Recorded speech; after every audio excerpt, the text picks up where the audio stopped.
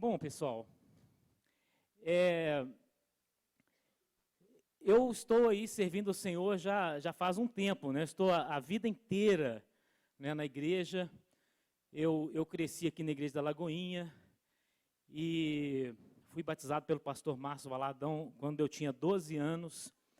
Não faz muito tempo, né? Mas tive essa honra de ser batizado pelo pastor Márcio. E quando eu entrei na adolescência, eu fiquei rebelde e mudei de igreja. Né? Andei por outras igrejas aí. Já na fase adulta, eu voltei para a igreja da Lagoinha. E sempre, pela graça do Senhor, fui muito dedicado à palavra do Senhor. E já faz 19 anos que eu dou aula em seminários. Então, o Senhor tem nos dado essa graça. E você pode encontrar no site da Igreja da Lagoinha os meus textos, né? Cada dia é publicado um texto meu no site da igreja, lagoinha.com. Então, se você entrar na página e você encontrar a palavra devocional, você vai ter ali um texto de minha autoria. Então, o Senhor tem nos dado essa graça, né? E só pela graça mesmo, né? Para a gente estar aqui, para a gente servir ao Senhor, porque é uma oportunidade que Ele nos dá. Amém? Glória a Deus. Então, uma alegria estar aqui com vocês para a gente falar da palavra do Senhor. E o nosso assunto hoje é o panorama bíblico do Antigo Testamento. Pode passar. Vamos começar aqui com a importância do estudo bíblico. Se der para apagar as luzes aqui, apaga para mim, por favor, Otávio.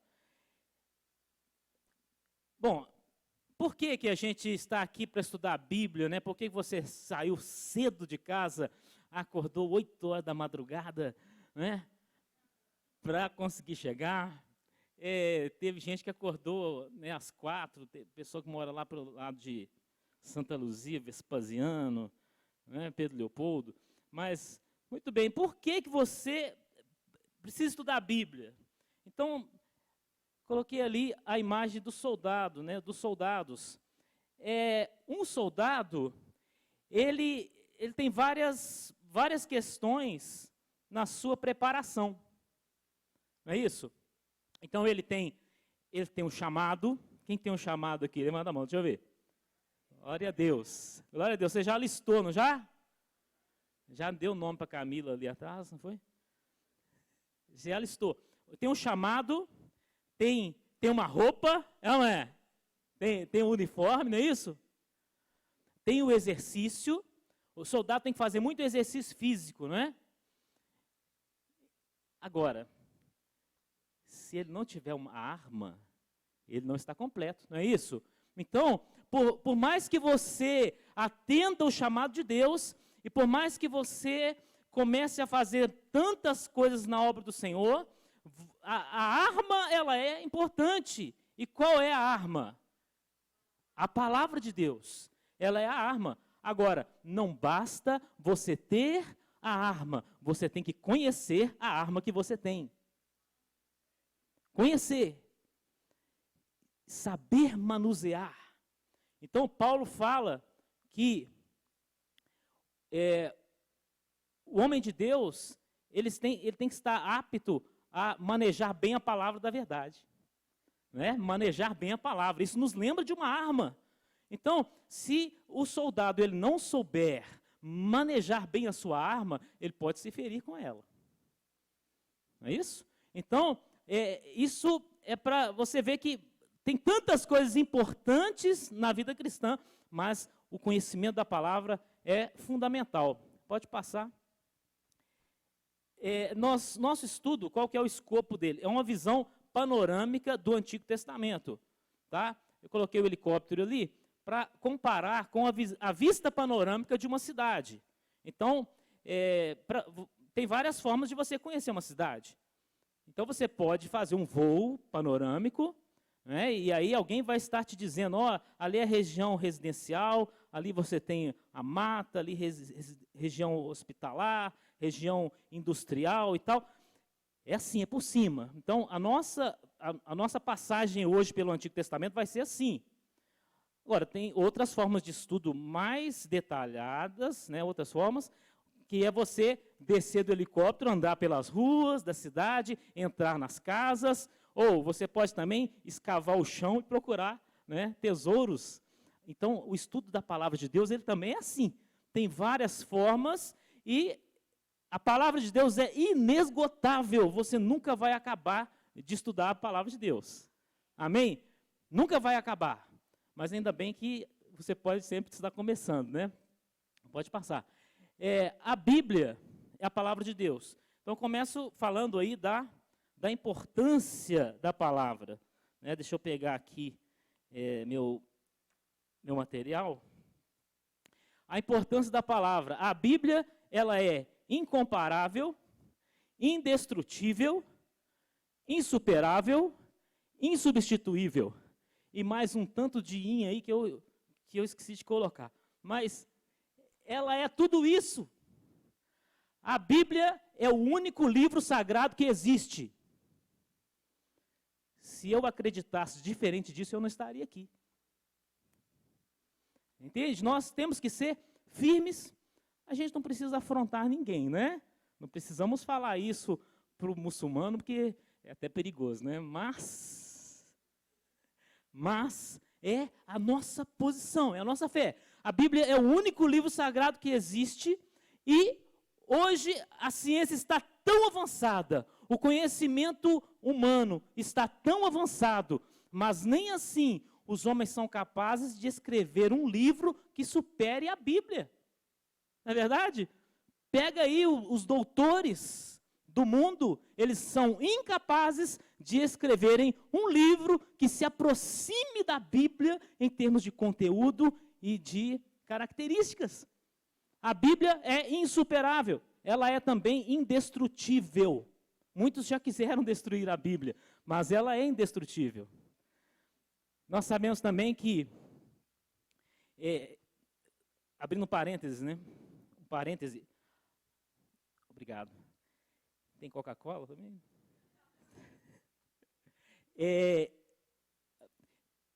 A nação de Israel também é indestrutível. A igreja do Senhor Jesus também é indestrutível. Porque está escrito, não é? As portas do inferno não prevalecerão contra ela. Amém? Então, voltando para a Bíblia, eu vou falar assim, como se vocês não soubessem o que é Bíblia, tá? Em alguns momentos. Mas algumas coisas vocês já sabem e outras vocês vão aprender hoje. Então, a Bíblia é a palavra de Deus. Ela foi escrita durante um tempo de aproximadamente 1.500 anos por um número aproximado de 40 autores. Esses 40 autores, eles são, até onde a gente sabe, né, todos homens e quase todos judeus, exceto Lucas, que não era judeu. Tá? Esses homens, eles são assim, absurdamente diferentes uns dos outros. Viveram em épocas diferentes e alguns estavam em Israel, né, outros estavam na Babilônia, outros estavam na Pérsia, enquanto escreviam a palavra de Deus. Eles são muito variáveis em suas características, indo de pescadores até reis. Não é? Um pescador como Pedro, como Tiago, como João, e reis como Davi, como Salomão, participaram da escrita da Bíblia.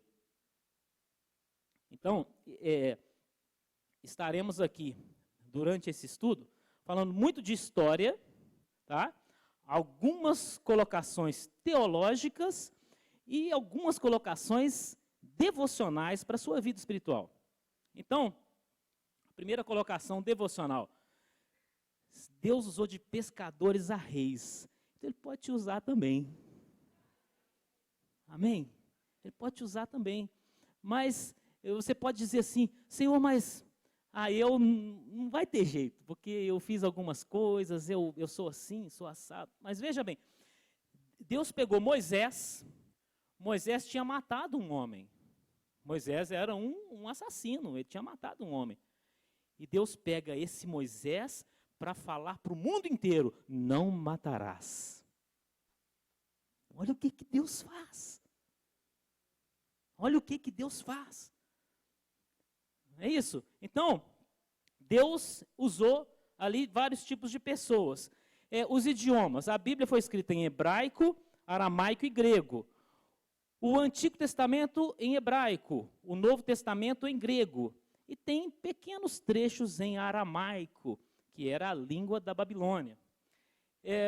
Um material usado para escrever a Bíblia. A palavra de Deus começou a ser escrita na pedra. E quem que escreveu na pedra? Deus. Peguei vocês, né?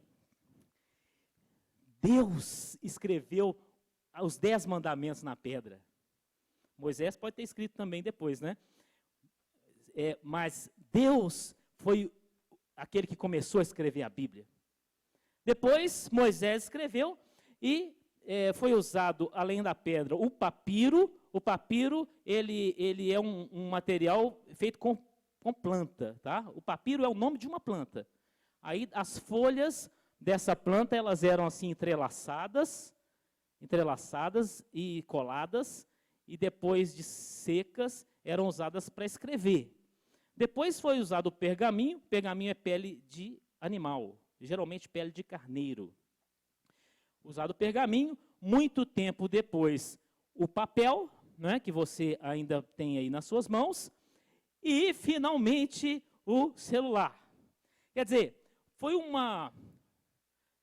É isso aí, não sei se ajudou, se atrapalhou, como é que foi, mas... O que acontece?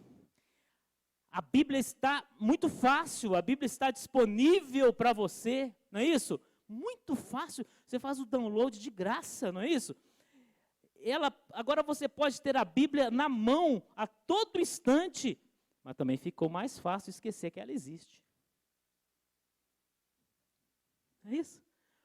Porque ela virou um aplicativo no meio de um tanto de aplicativos, e às vezes a pessoa tem a Bíblia no celular, mas não lê.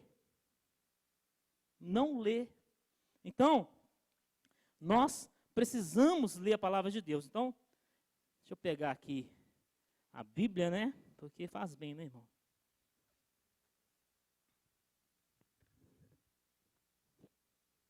Ô, gente, você tem dificuldade para ler a Bíblia? Quem tem dificuldade de ler a Bíblia? Deixa eu ver. Ninguém, né? Ah, tem alguns. Olha o tamanho da Bíblia, meu irmão. Olha aqui. Olha, você tem que ler a Bíblia toda. Tem que ler a Bíblia toda. Olha o tamanho da Bíblia. Olha só. Essa Bíblia aqui é completa, tá, gente? Tem Antigo Testamento, tem Novo, tem tudo, tá? Agora, se você não consegue ler uma Bíblia, um livrinho desse tamanho, vai ser muito difícil você ler essa aqui, meu irmão.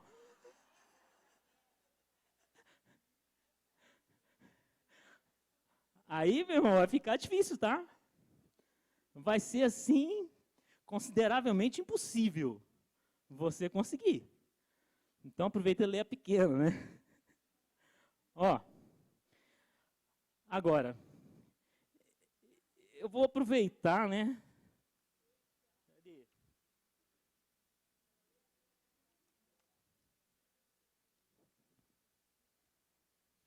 Eu acho que eu tinha uma outra Bíblia aqui, né? Deixa eu ver.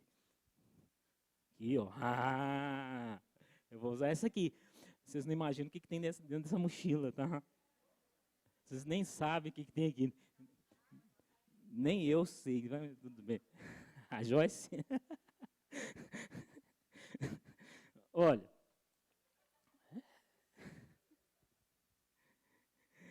Vou ter que arrumar uma mochila maior, né?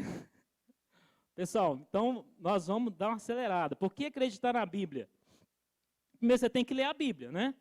Tem que ler. Às vezes a pessoa quer compreender a Bíblia sem ler. Aí não tem jeito, né? Por que acreditar na Bíblia? Acreditamos por quê? Aqui você tem uma história comprovada. Não é isso? Apesar de ter detalhes aqui que não tem como comprovar, mas a história ela é comprovada, e você tem a nação de Israel aí, como prova de que a Bíblia é verdade, tá? Então, estou te dando assim, estou te dando argumentos, porque de repente você acredita na Bíblia sem precisar disso, mas são argumentos que você pode usar. A nação de Israel está aí como prova de que a Bíblia é verdade. Não é? Aí alguém pode dizer assim, mas também tem outras nações aqui na Bíblia que estão aí. Tá, mas nada se compara à história de Israel. Israel é um milagre. Israel, o povo esteve fora da sua terra durante quase 2000 anos. Perdeu o seu território. Mas, de acordo com o que estava profetizado, diversas vezes na Bíblia, o povo voltou para a sua terra. Isso é cumprimento de profecia. Isso não aconteceu na história de nenhum povo, a não ser Israel. Então, vou te dar um exemplo, Deuteronômio 30, você já tem essa profecia. O primeiro escritor da Bíblia, Moisés, já colocou essa profecia lá em Deuteronômio 30, que o povo ia se espalhar pelas nações da terra, mas o povo ia voltar para a sua terra. Isso aconteceu e é uma prova de que a Bíblia é verdade. Agora, o Apocalipse cita Israel, cita Jerusalém. Israel precisava voltar para que o Apocalipse se cumprisse. Tá? Mas vamos adiante. Além de tudo isso, a sua experiência pessoal, ela tem que ser uma prova de que a Bíblia é verdade. A sua experiência pessoal, nada substitui essa experiência.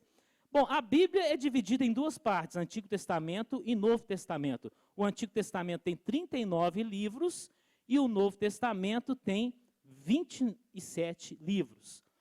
O Antigo Testamento, ele está focado em Israel. O Novo Testamento está focado na igreja. Então, essas questões elas são fundamentais para você começar a se orientar dentro da Bíblia. Né? Então tem gente que pergunta assim, é pecado comer carne de porco? A pessoa que pergunta isso, ela não está bem orientada dentro da Bíblia. Tá?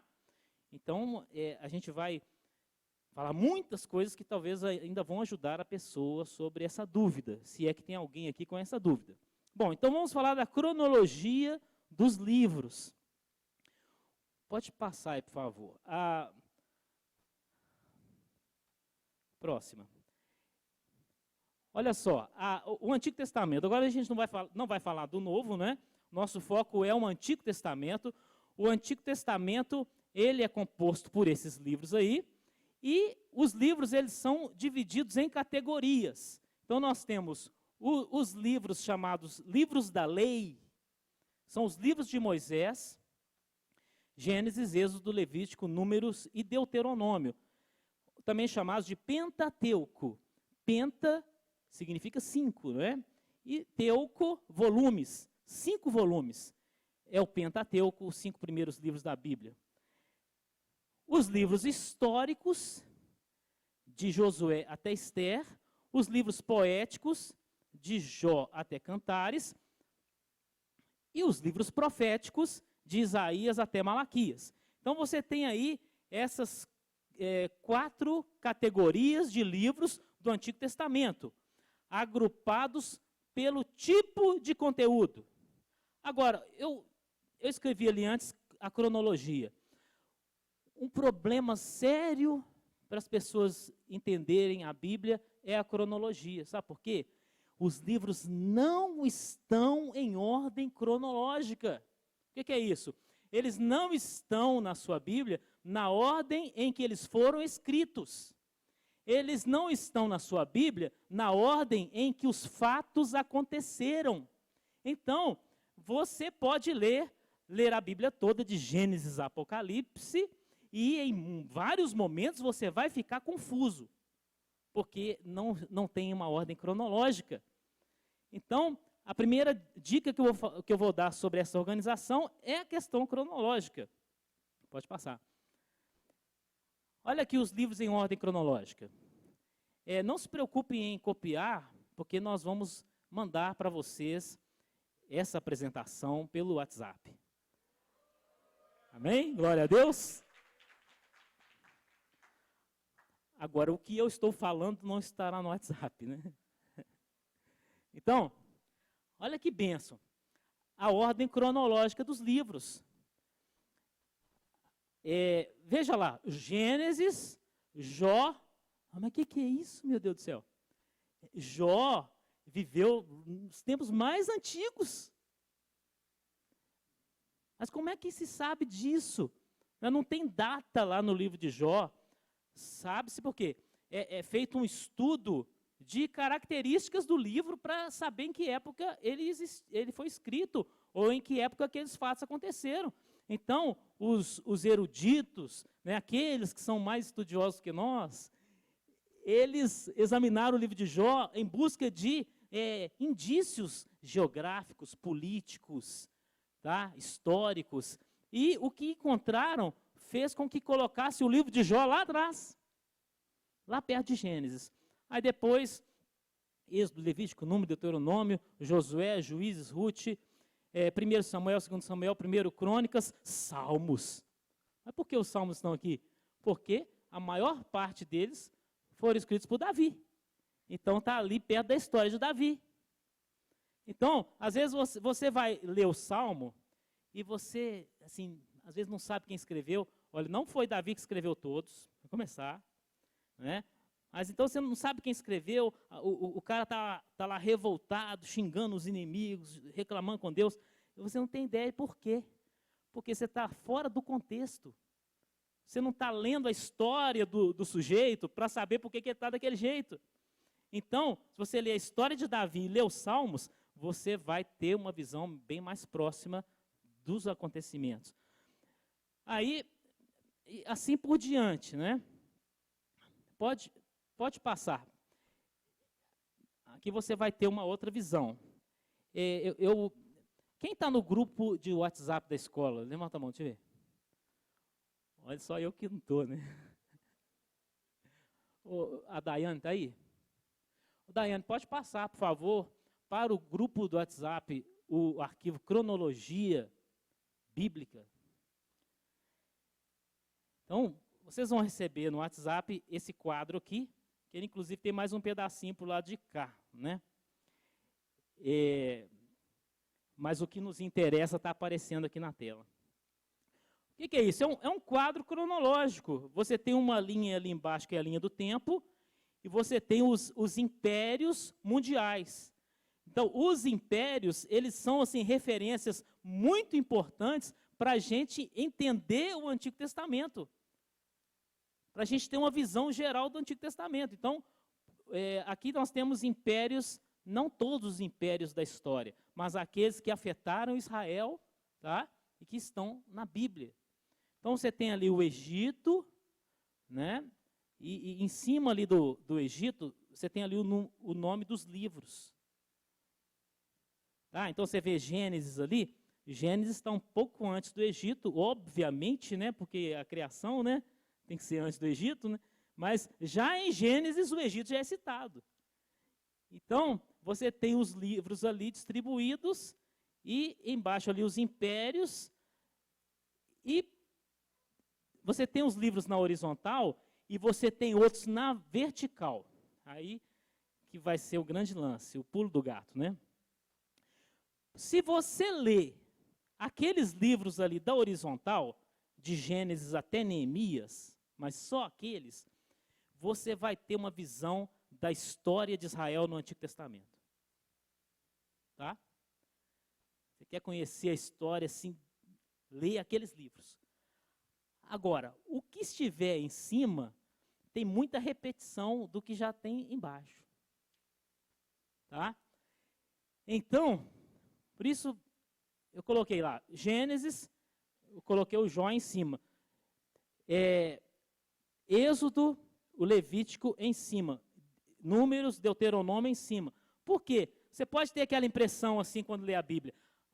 Primeiro aconteceu tudo que está em Êxodo, depois aconteceu tudo que está em Levítico, depois aconteceu tudo que está em Números, depois aconteceu tudo que está em Deuteronômio. Não, aquelas coisas, aquilo ali está misturado na prática.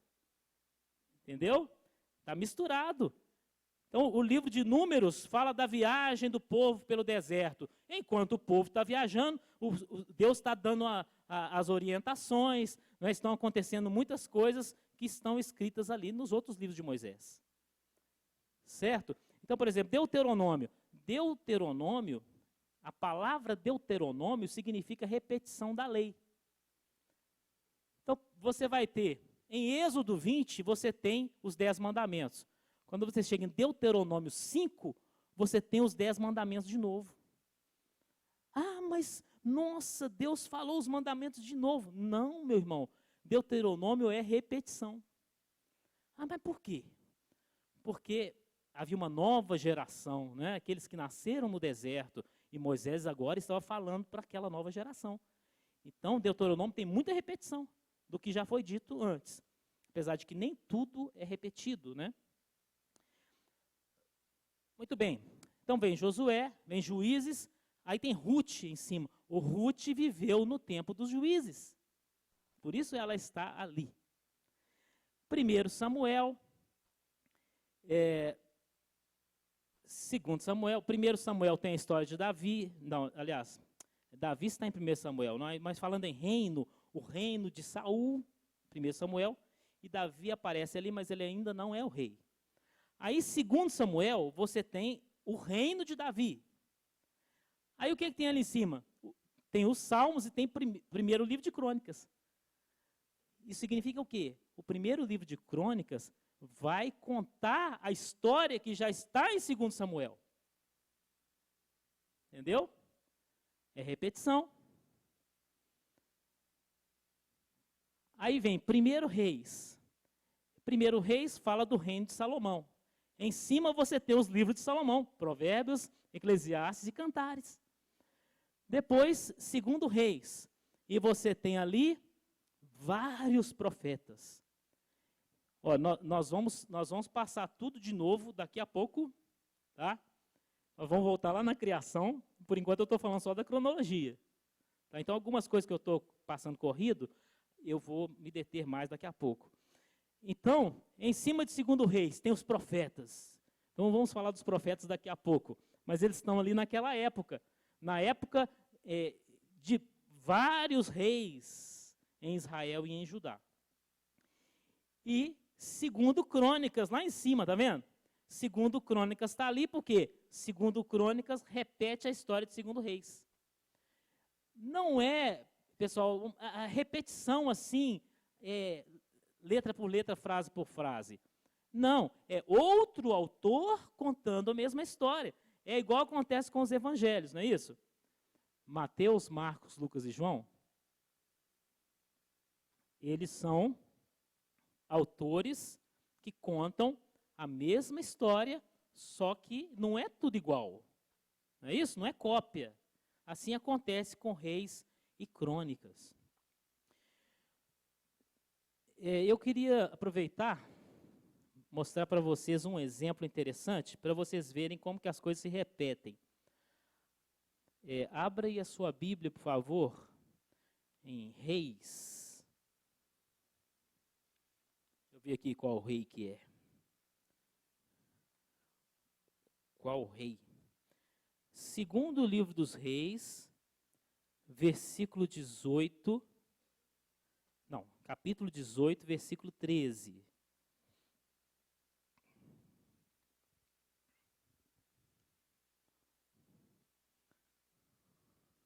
Abra a sua Bíblia, abra o seu celular. Segundo Reis 18, 13.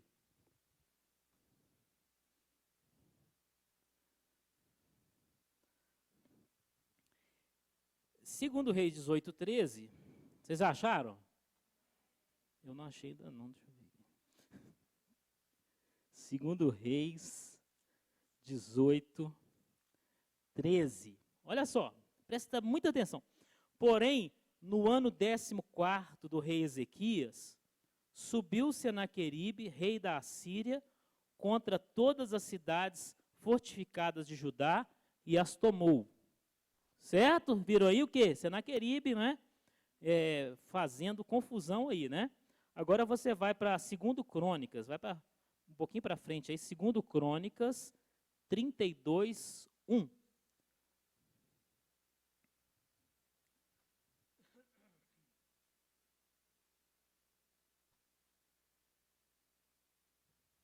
Segundo Crônicas 32, 1.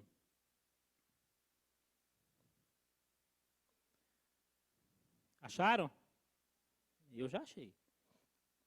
Olha lá.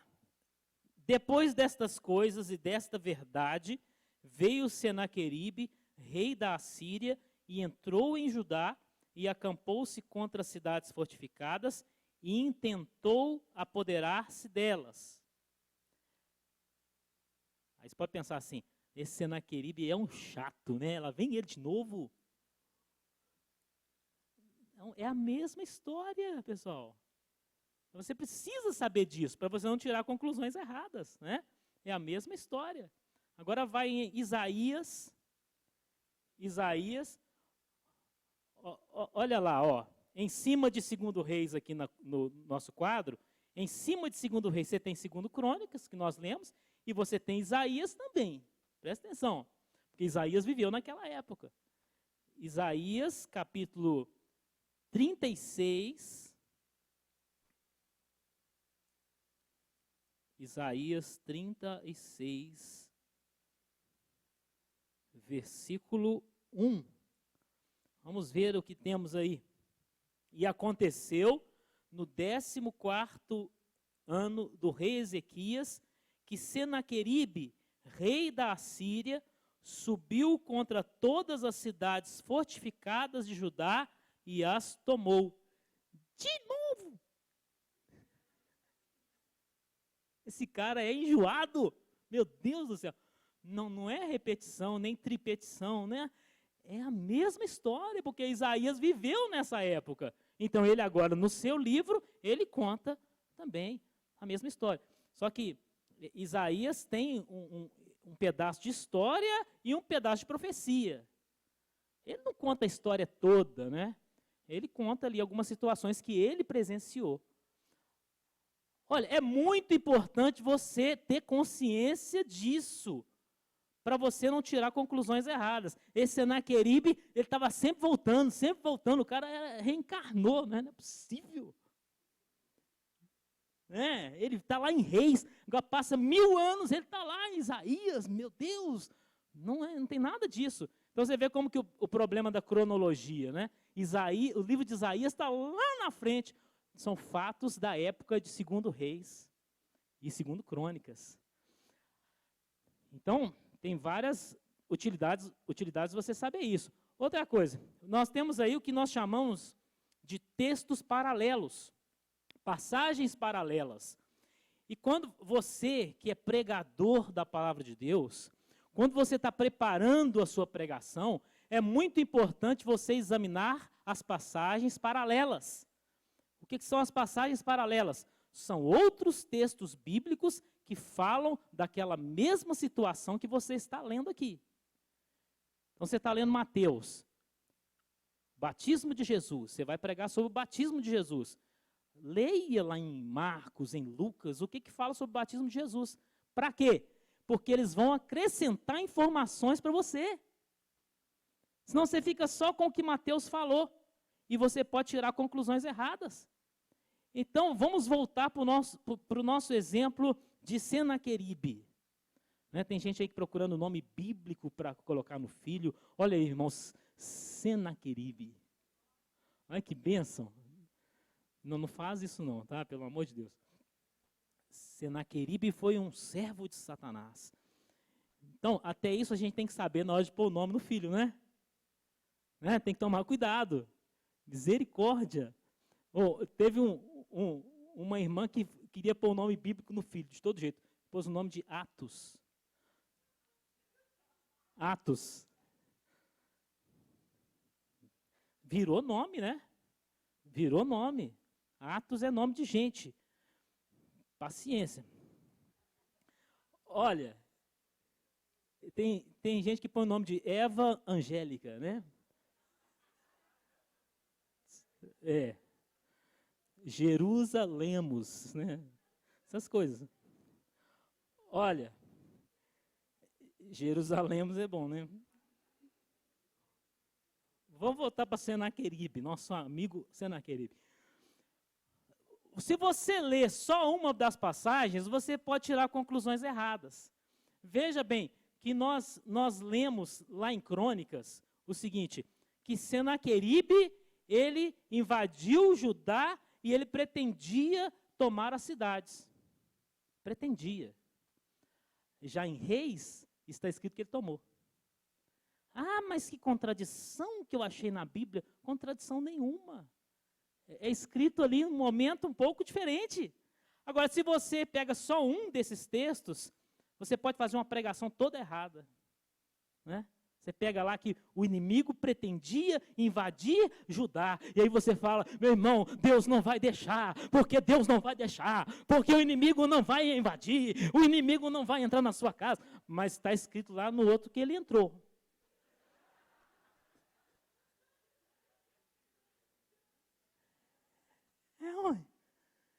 Então você precisa ter um conhecimento bíblico amplo. Senão você vai tirar conclusões erradas.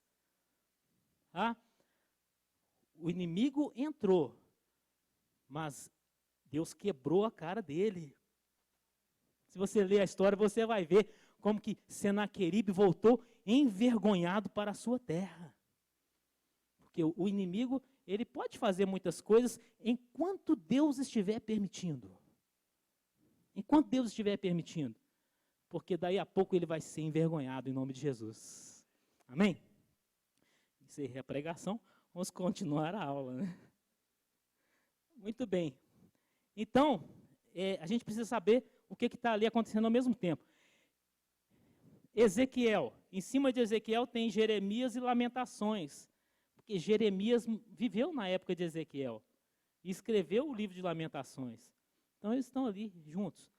Depois vem Daniel. Depois vem Esther, Esdras. E Ageu e Zacarias ali, porque eles profetizaram na época de Esdras.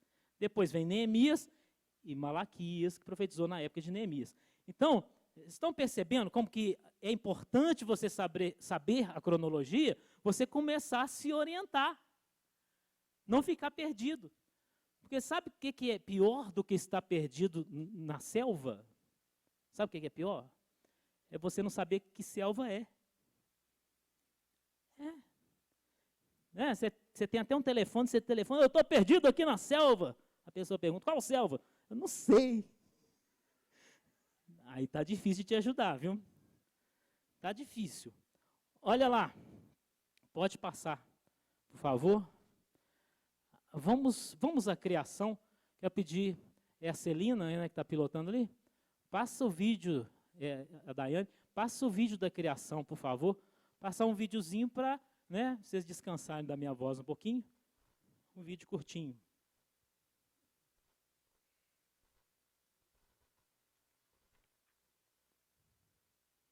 Achou o vídeo aí? Está aí no vídeo?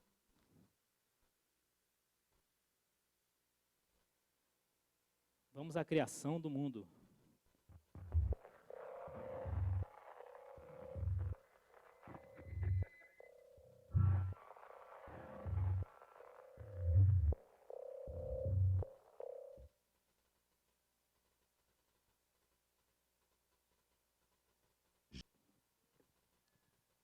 Muito bem, pode voltar para a apresentação. Bom, então agora nós vamos começar, né? Amém? Vamos lá. Então, como se vocês não conhecessem a Bíblia, né? Vamos dar aquela passada aqui. Então a Bíblia começa com o quê? Com a criação, mostrando ali Deus criando todas as coisas. Então esse negócio de teoria da evolução, isso aí não tem fundamento, né? Se tivesse fundamento, não chamaria teoria. Você nunca ouviu falar na teoria da reprodução humana, já? Porque é uma coisa que é verdade. Não é? Então, quando fala teoria da evolução, é porque não foi comprovado. Então, as pessoas têm direito de acreditarem nisso, né? Mas nós, se acreditamos na Bíblia, nós não podemos acreditar em evolução. Nós temos ali a criação, depois vem o pecado, né, quando Adão e Eva comem o fruto proibido, e nunca diga que é uma maçã. Tá bom? Porque nós não sabemos qual é o fruto, então tira essa maçã da sua cabeça. Olha só, logo em seguida, o que acontece? A multiplicação do pecado, né, o pecado cresce em quantidade e em gravidade, você percebe isso lá em Gênesis, e então Deus resolve lavar o mundo com as águas do dilúvio, né? Faz aquela limpeza geral, mas salva Noé, sua família e muitos animais na arca. Observe que nenhum solteiro entrou na arca. Os irmãos estão dizendo misericórdia, né? Isso é apenas uma curiosidade, né? Todo mundo que entrou ali tinha o seu par. Mas isso não é doutrina não, tá, irmão? É só uma observação. Pode ficar tranquilo. Olha, então, tem ali a história de Noé, do dilúvio e tal. Então, vocês já conhecem isso aí. E depois vem o quê? Os patriarcas. Então, o livro de Gênesis, ele é dividido em duas partes.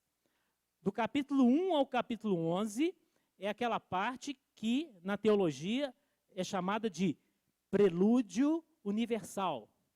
Do capítulo 1 ao capítulo 11, o que se trata ali é o universo e a humanidade. Agora, do capítulo 12 ao capítulo 50, que é o último capítulo, já é o início da história de Israel. Tá? Então, o foco já é Israel. Por isso, outras histórias, outros povos, outras coisas que estão acontecendo, não estão no Gênesis. Então, não se preocupe com isso. Né? Tem gente que fica assim, mas não tem o dinossauro em Gênesis, meu Deus do céu. Aí eu digo, também não tem elefante, né? Não tem elefante na Bíblia. Não tem gato, não tem jacaré, não tem canguru, e você não está esquentando a cabeça com isso.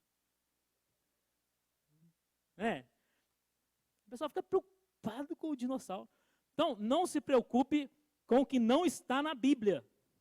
Está na Bíblia o que Deus quis e o que é importante para a salvação. O foco da Bíblia é esse. Então, o livro de Gênesis, a partir do capítulo 12, vai entrar neste assunto e a salvação ela vai vir através de Jesus, e Jesus vem através de um povo, e esse povo é Israel. Então, a partir de Gênesis 12, começa a história de Israel. Mais exatamente, Abraão. Então, você tem ali Abraão, os patriarcas, né, a partir de 12 até 50, a história dos patriarcas. Abraão, Isaque, Jacó e os seus filhos. Então, é muito importante você ter o conhecimento da história, o conhecimento do Antigo Testamento, para saber como é que nós chegamos onde nós estamos. Inclusive, história geral. Por exemplo, Israel. Para você ter uma boa compreensão do que o jornal de hoje fala sobre Israel, você tem que conhecer a Bíblia. Então, temos lá o problema entre judeus e palestinos, ou entre judeus e árabes. De onde vem esse problema? Vem lá da época de Abraão, porque Abraão teve 2 filhos, Ismael e Isaque. De Ismael vieram os árabes, inclusive os palestinos. De Isaque veio Israel, vieram os judeus. Então, o começo de tudo é lá.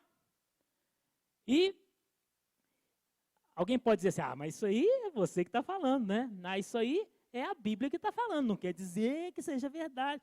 Mas pergunta para o árabe. O árabe, ele sabe que ele veio de Abraão através do filho Ismael. Os árabes assumem isso. Só que a Bíblia diz que Agar era uma escrava. E os árabes dizem que ela era uma princesa. Né? Então vai mudando um pouquinho a versão, mas eles acreditam nessa origem.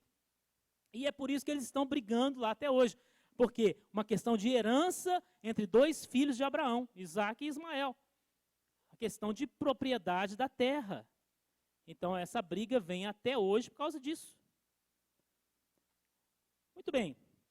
Então, Abraão gerou Isaac, Isaac gerou Jacó, e Jacó teve quantos filhos? Quantos? Quem dá mais? Hã? Já tem 13 aqui. Vamos lá, todo mundo. Jacó teve quantos filhos? 13. Acertou, irmão, parabéns. Hein? Jacó teve 13 filhos. Vocês esqueceram da moça, Diná. Jacó teve uma filha chamada Diná. Não é a mãe de Diná, né, gente? É a filha de Diná. Então, Jacó teve 13 filhos. Só que 12 são homens, e dali vieram as 12 tribos de Israel. Então, veja a história de Israel brotando ali do Gênesis. Né? Ali, Jacó teve 13 filhos, né, contando com a mulher. Por que ele teve tanto filho? Porque ele tinha 4 mulheres. Né? O cara era guloso demais. 4 mulheres.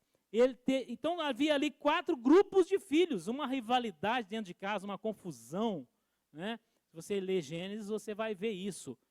E daí vieram as 12 tribos, e com muita rivalidade entre essas tribos. Não é à toa, é por causa da origem que eles tiveram. Agora, uma curiosidade aqui para vocês, né? Vocês sabem que Esaú perdeu a primogenitura para Jacó, vendeu, né?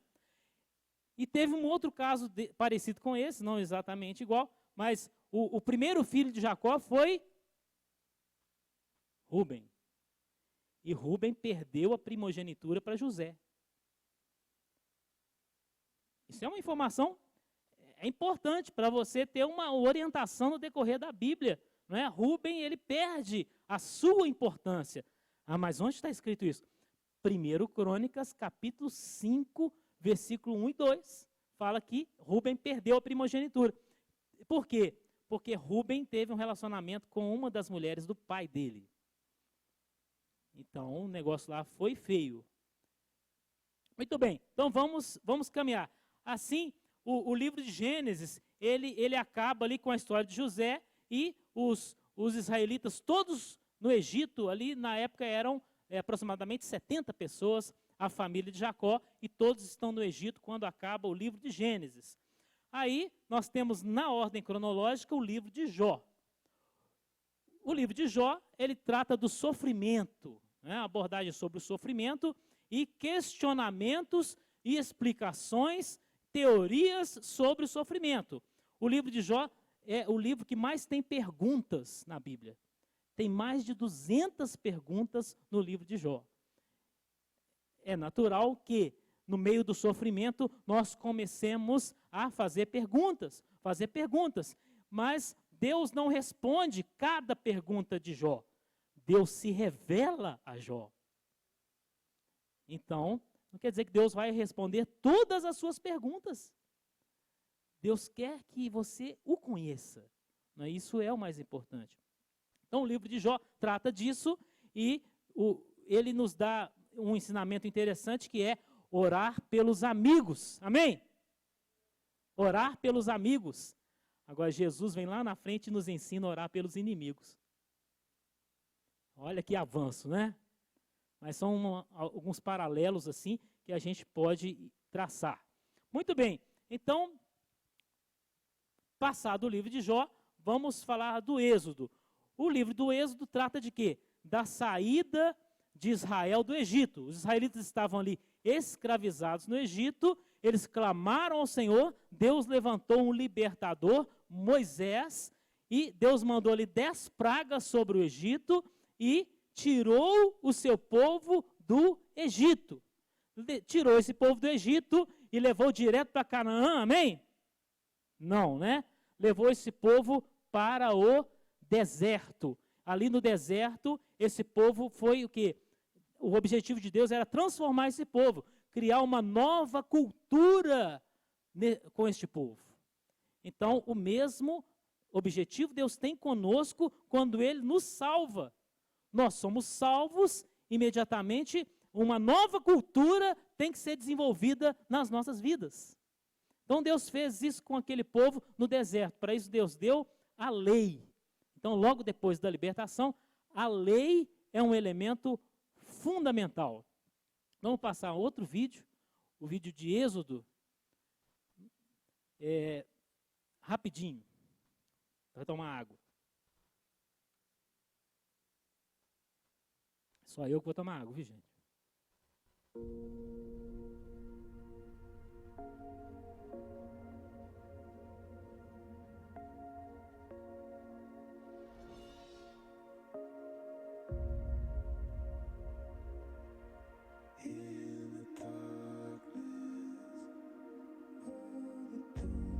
Moses, Ramesses, you grew up together, close as brothers. Keep each other safe. Always. You know something's wrong. You've always felt it. Your parents never told you the truth. What truth? The year of your birth, there was a prophecy that our leader would be born to liberate us. That leader is you, Moses. After 400 years of slavery, Things here have become much worse. as your brother, You must set them free. Is that a threat? Yes! I want Moses and his family dead. what is the most important thing in your life? You are. And when will you leave me? Never. Let's just see who's more effective at killing. You. Or me.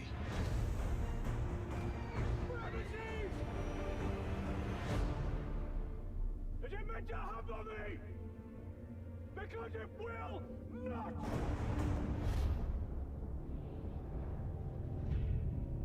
I came to tell you, something is coming. That is far beyond you and I. This is about Egypt's survival, do you understand? Who has been telling you this?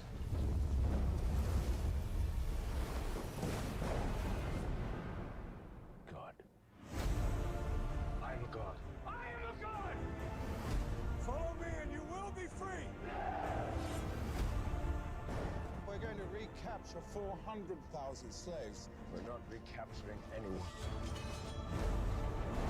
There is a sea ahead and an army behind! Ready yourselves!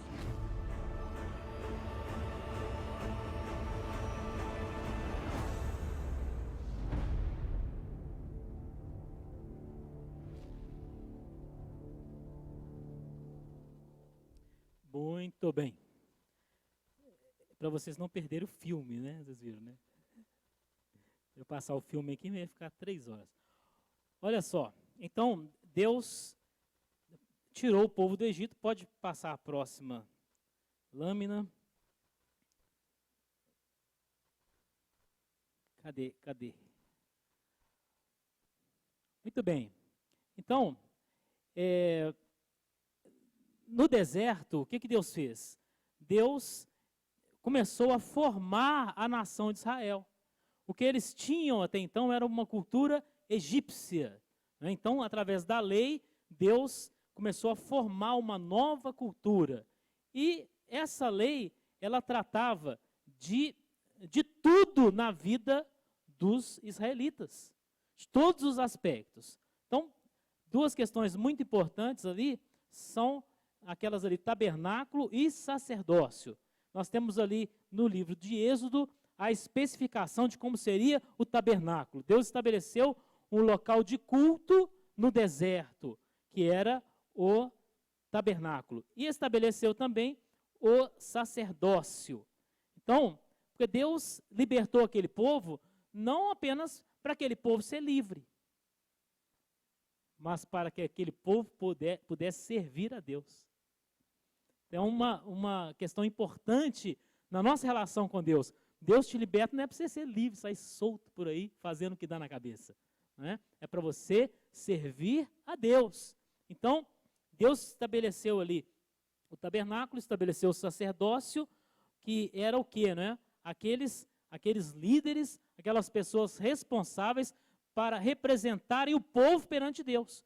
O sacerdote representava o povo perante Deus, enquanto o profeta representava Deus perante o povo. Tá? Então tem essa ideia aí paralela. Pode passar.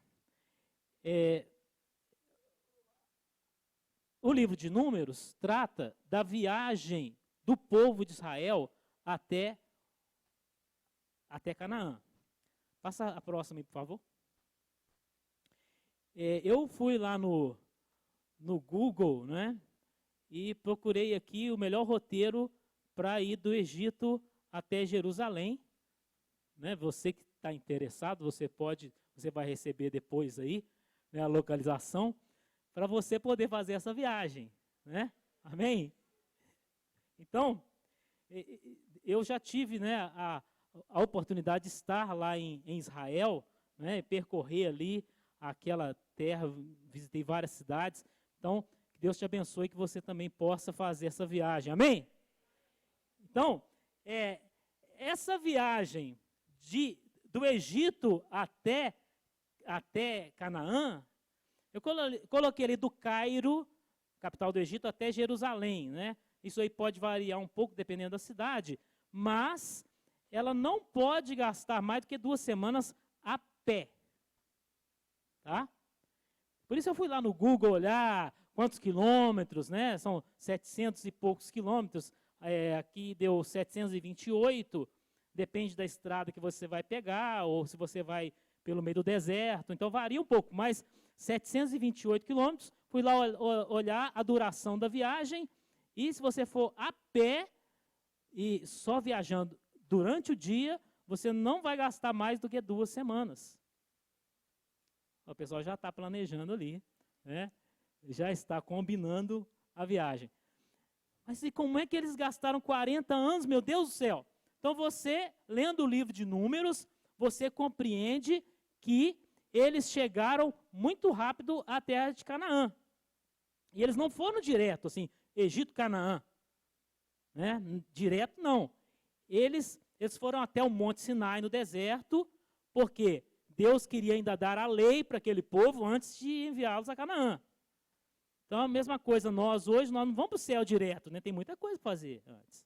Não é isso? Então, Deus mandou o povo para o Sinai, eles ficaram ali ao pé do Monte Sinai durante 2 anos.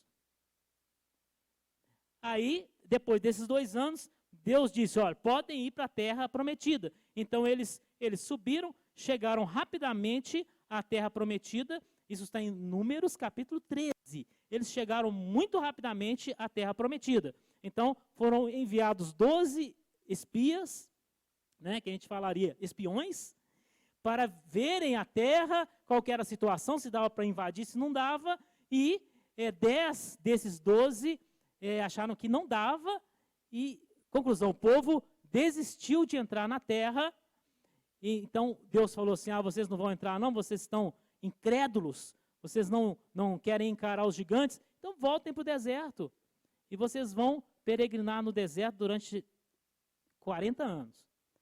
Como eles já tinham 2 anos de deserto, eles peregrinaram mais 38 anos no deserto.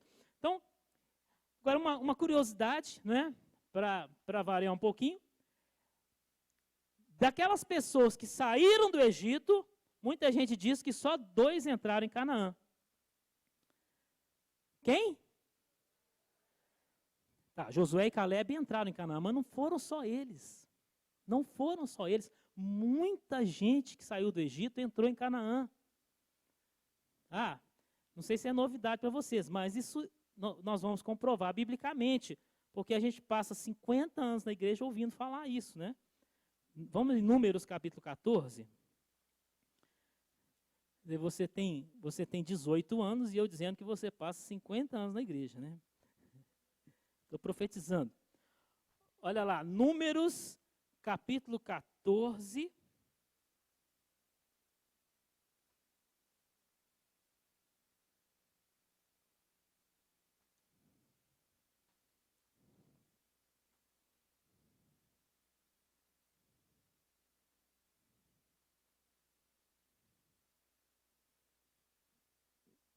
Números capítulo 14, versículo 29 e 30.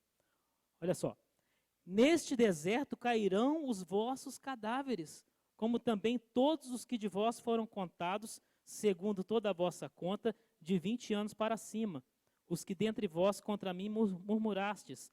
Não entrareis na terra pela qual levantei a minha mão, que vos faria herdar, que vos faria habitar nela, salvo Caleb, filho de Jefoné, e Josué, filho de Num. Tá, Caleb e Josué entraram na terra, mas o versículo 29 fala o quê?